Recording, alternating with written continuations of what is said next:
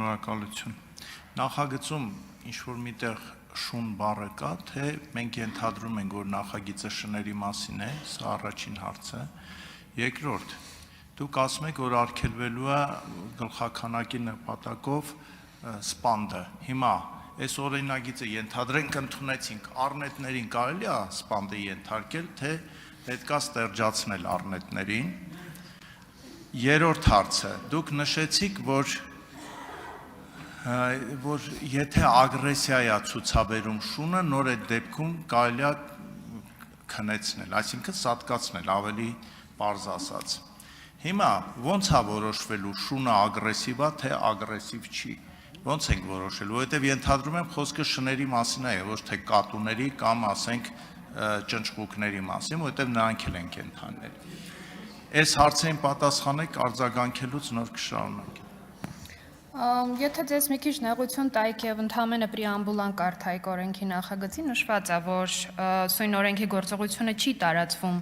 գյուղատնտեսական, որսի, ինչպես է մարդու կենսագործունեության վրա վնասակար ազդեցություն ունեցող կենդանիների փակագծերում վնասատու կրծողներ, միջատներ եւ այլն, դրանց հետ կապված իրավահարաբերությունները։ Շուն սահմանումը չկա, մենք կառավարությանը առաջարկելու ենք ցանկ, որը սահմանելու է մեր կողմից առաջարկվող տնային կենդանիների ցանկը, բնականաբար այնտեղ կա շունը, բայց կառավարությունն է ընդունելու, որոշելու եւ ընդունելու տնային կենդանիների ցանկը։ Մեր կողմից առաջարկվող ցանկի մեջ բնականաբար շները կան։ Արձագանք։ Ես կխնդրեի կոնկրետացնել, որովհետև թափառող կենդանին նաև կատուն է, թափառող կենդանի։ Գյուղական որոշ շրջաններում աղվեսներն են թափառող կենդանիներ։ Պետք է կոնկրետացնել հասկանալու համար, որտեղ ինչ են անելու եւ վերջապես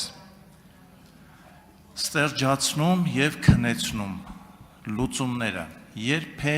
իրավունք ստանում համայնքը սատկացնել շանը, ում բողոքի հիման վրա, ում որոշման հիման վրա։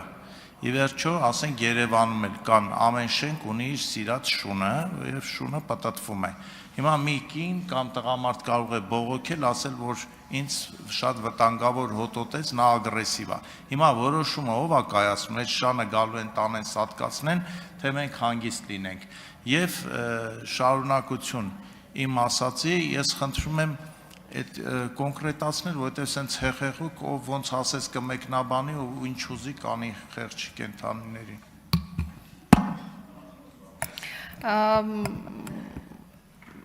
Ընդհանրապես պետք է գոնե մեկ անգամ օրենքը կարդալ, օրենքի նախագիծը կարդալ, այնտեղ այստեղ ամեն ինչ նշված է։ Թափառողը կենդանու տեսակ չի, սեփականության ձև է, այսինքն սեփականատար չունենալու մասին է խոսքը։ Չգիտեմ ինչ ասեմ, կենդանու սատկացնելու մասին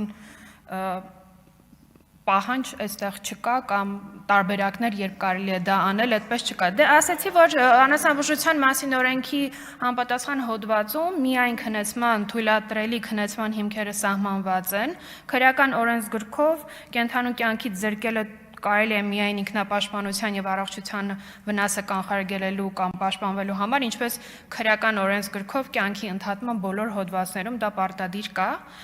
Սա է կարգավորումը։